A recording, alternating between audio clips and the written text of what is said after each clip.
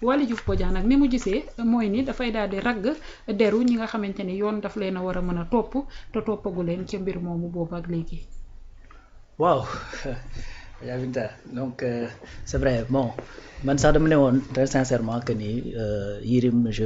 vais pas me prononcer ci sortie bi peut-être sax li Waly def publication moo tax xëy na may addu plus par rapport ak li Waly wax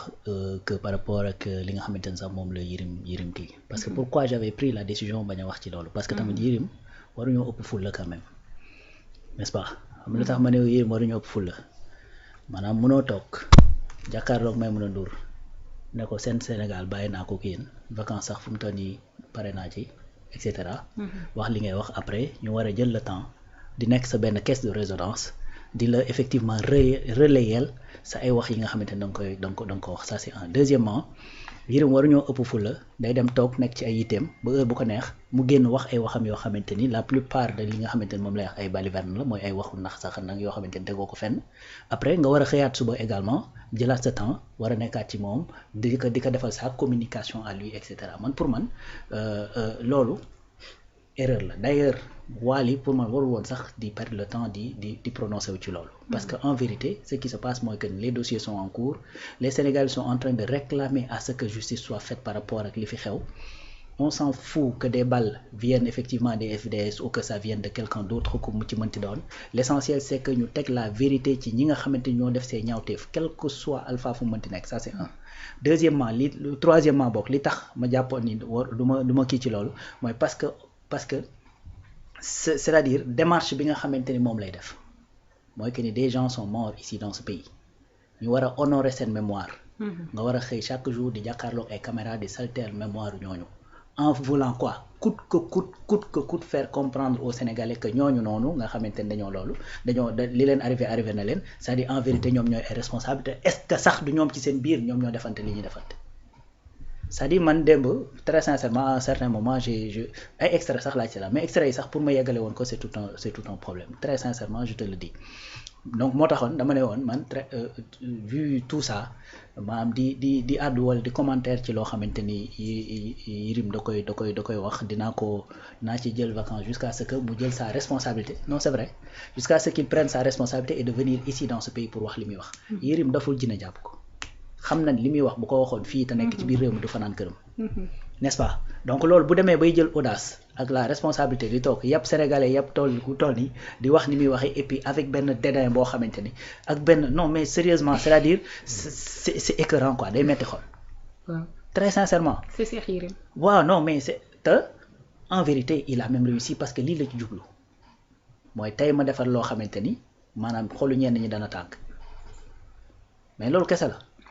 mais en vérité je pense que ni également on est en train de jouer son jeu et que loolu également il faudrait tout simplement ñu kii ko parce que gis nga kaamax la ñaar yëf yi koo xamante ni dafa am xam-xam wala muy prétendre ne dafa am xam-xam ñaar yi moo gën a dangereux ci moom xam nga mooy lan mooy mu wax nga tegal ko sur la table weddi ko ba mu xam ne li mu wax du dëgg ñëpp yëg ni kii du waxkatu dëgg wa ilaa mu wax nga ignorer ko c'est-à-dire mooy li nga xamante ni mën naa rey koo xamante ni ab borom xam-xam la wala koo xamante ni en vérité dafay prétendre ne borom xam-xam la moo tax encore une fois su amoon la responsabilité ñëw fii ci biir réew mi wax fi li mu fi wax au contraire sax su boobaa dinañ ko tontu te dinañ ci jóg def ci benn communication boo xamante ni parce que su boobaa du nekk sax information ni analyse ni dara ce sera une communication boo xamante ni day dem dans le sens que il répond de ce qu'il a dit mais aujourd'hui tey boo fekkee da nga ne non na yoon jóg na wax et cetera fu ñu koy jëlee dooroo ngi ni xam na li muy def bu baax xam na ni loolu foofu la mën a toog pour wax ko looloo tax mu dolli ci naan non bàyyi naa leen réew mi bàyyi ko juste parce que daa bëgg a bàyyi de c'est-à-dire dafa bàyyi parce que xam na ni loolu muy wax noonu bis bu ko waxee ci réew mi wala mu teg tànkam ci réew mi il va répondre de ce qu'il a dit donc encore une fois que cette justice fasse ce qu'il doit faire par rapport aux victimes def enquête yi comme ni mu ko war a defee def ci diligence yi nga xamante ni mën na ci def diligence ñu mën a xam vérité fan la féete kuñ ci war a teg loxo ñu teg la loxo kuñ ci war a effectivement dégg ñu dégg la je pense que ça moo gën a am solo. waaye Cheikh Yérim Seck li mu wax Alaaji Rawaan c'est pas la première fois ñuy dégg kàddu gu ni mel ndaw ñi li leen rey ay drone la am na benn taskatu xibaar chroniqueur boo xamante ni mu ngi ci benn média classique yi toogoon na fii daal di koy wax daal di insinuer li nga xamante ni ay drone ñoom ñoo daal di rey gone yooyu dem Cheikh Yérim Seck mel ni kuy defaat confirmation sur les propos lan moo mën a nekk enquête boo xamante ne moom moo koy déterminer. waaw en fait xam naa ni mooy loolu en fait encore une fois il faut que cette justice nous éclaire par rapport à ce qui s'est passé parce que ñoom ñoo ko mën a def ñoo am les moyens ñoo am la mission ñoo am prérogative et tout ça donc Yérim encore une fois c'est quelqu'un boo xamante ni discrédit ñàkk crédibilité am du Sénégal dong lu ko prouver tout le monde se rappelle de la vidéo de Moussa Dadis Camara ba muy wax effectivement ci nam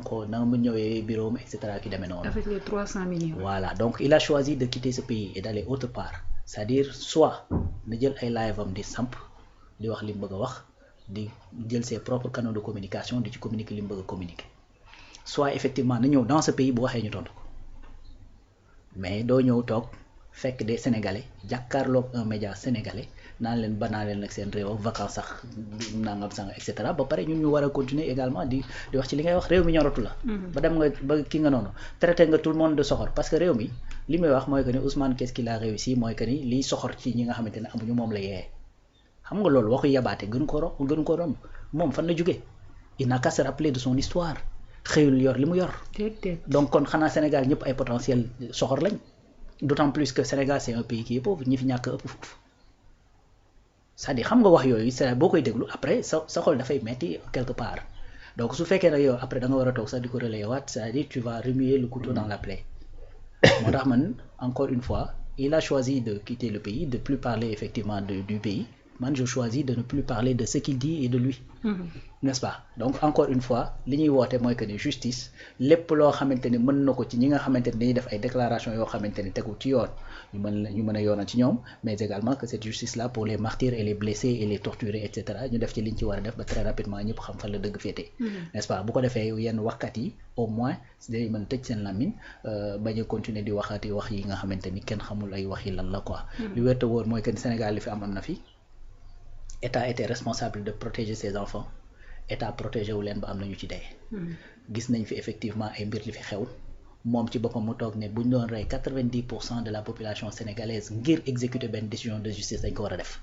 donc kooku je pense que il a perdu effectivement lépp loo xamante ni droit la au chapitre dans l'instant nga wax loolu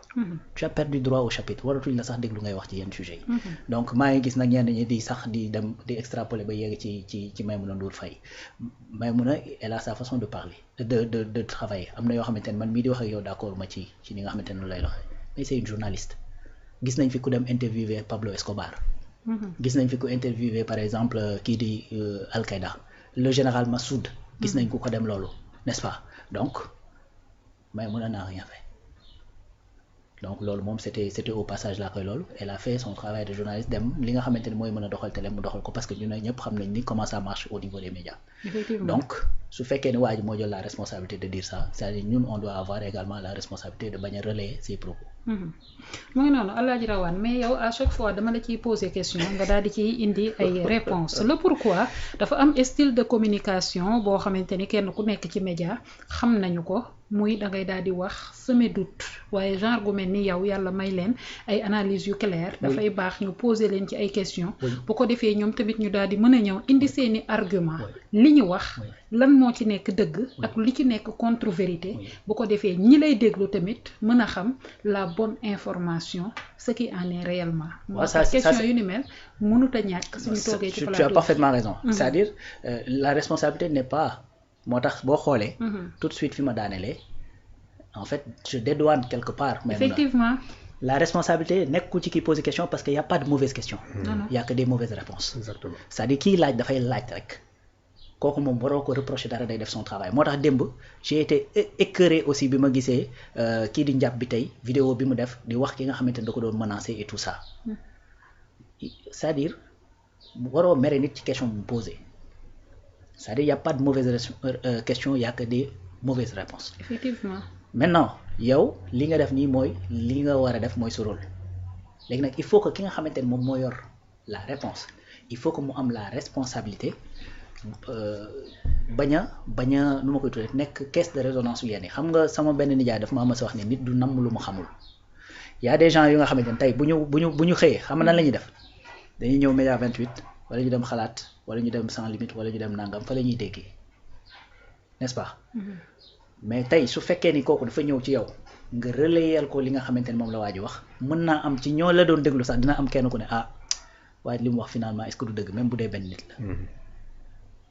n'est-ce pas communication moo grave moo sensible. ñeneen ñi nga xamante ni dañ koy jël par exemple di ko dagg di relayer